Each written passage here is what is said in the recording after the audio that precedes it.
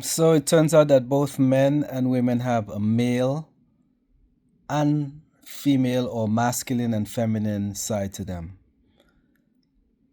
And the masculine side and the feminine side of it is has to do with your thoughts.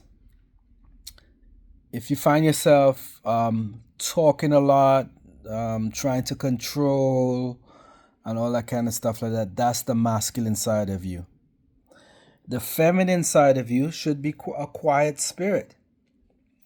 A quiet spirit. So men in today's world tend to be more, and it's no gender intended, more feminine.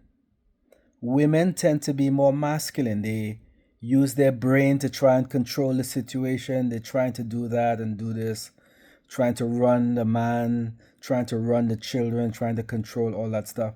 That's a male chauvinist characteristic. So in today's society, we find women are being very chauvinistic. They're being very male chauvinistic. If you're going to worship God and you go into his temple, he requires that you be quiet, stand still, and know that I am God. So you as the head, as the man, when you enter the kingdom of God, you become his woman in the sense that you have to be quiet in church. So when you go into his temple, you can't go in there with your demands and your complaints and your requests. You go into the temple quiet, stand still, he said, and take no thought. He said, don't even bring your thoughts inside here. Because your thoughts are not my thoughts are not your thoughts. This is found in Matthew 6 at the end. In Matthew 6, around verse 4, 5 or 6, somewhere there, he says, go into your closet and shut the door. That does not mean a physical closet. That's a hint. Go into the closet and shut the door.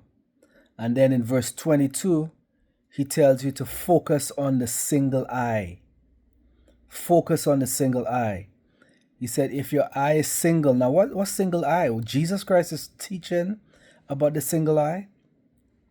And then after that, now he talks about 5 times he tells us, take no thought. Now this is in the context of the Lord's Prayer. In that same chapter, he teaches us about our Father, you know that prayer, who art in heaven. But prior to that, he says, do not do vain repetitions. So this is just a way that you're supposed to posture yourself when you go in for the silent prayer.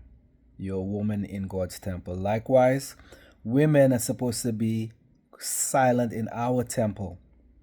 When they come into it, says, wives, love your husbands, or whatever, not love, I think it's respect or honor. Honor your husbands as Christ. So when they come into our temple, just like we're quiet in God's temple and being led by him, they're supposed to be quiet in our temple so that we both can be led by him.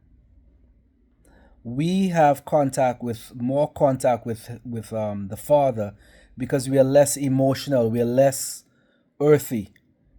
We are made from God. If you look in Genesis 2, it's the first person that was with God was man. And then man made from the rib, he made male and female. And both of them were in unity, where the man was in contact with God and the woman was in contact with the man, and then they were together. But later on, the woman leaves the man and goes and gets in contact with the serpent, which is really her thoughts, her ego. And she believes the ego, whatever her thoughts. Men, when a thought comes, a man can filter a thought and say, no, that doesn't make any sense, and can logically come to the right conclusion. But a woman, whenever she gets a thought, that she call it woman intuition, she does not let go. Therefore, the man must not follow her into that hell. The right Adam is supposed to stand up and say, no, woman, we're not going down that way. That is, not from God. That idea, who told you that? Who told you you were naked? It's not from God.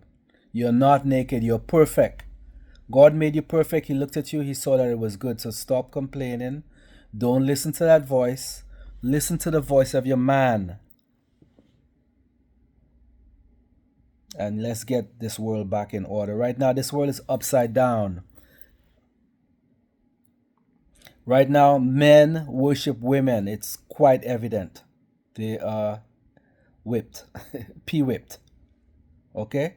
And they worship. Listen to the songs they sing. They act as if the woman leaves them, they're going to die. And some of them actually do. This is not how it's supposed to be. And then women, they listen to their ego. They just, whatever their imagination tells them, they don't filter it.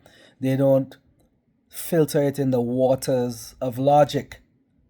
They say the most unlogical or illogical, crazy stuff and expect you to follow them. Don't follow them. Be strong. Worship it in the water of logic and show them that they're making no sense and that the way is up, it's not down. So we need to turn the world back up. The world is upside down. Women run everything. And they run it through their thoughts. And they don't know where they get their thoughts from. They don't make up their thoughts. They don't generate their thoughts. They don't know where it's coming from. But we know where it's coming from. It's coming from the serpent, the subtle beast, the mark of the beast, the subtle beast in the garden. And so we refuse to follow the beast. The beast is using the woman unaware to destroy society. But he who is in us is greater than he who is in the world.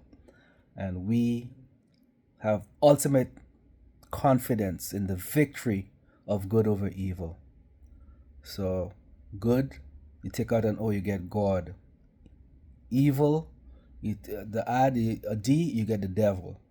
So we are confident in that victory, and we will lead the way. God is waiting for us to lead the way, man. Stop following women. They're pretenders, they're liars, they're not equal. This is not checkers. We're not equal to each other. We're not playing checkers. This is chess. And in the chess game, whenever the king dies, the game is over. So hey, get it together or leave it alone. Just let them know if you don't want the loving from the man, then be gone.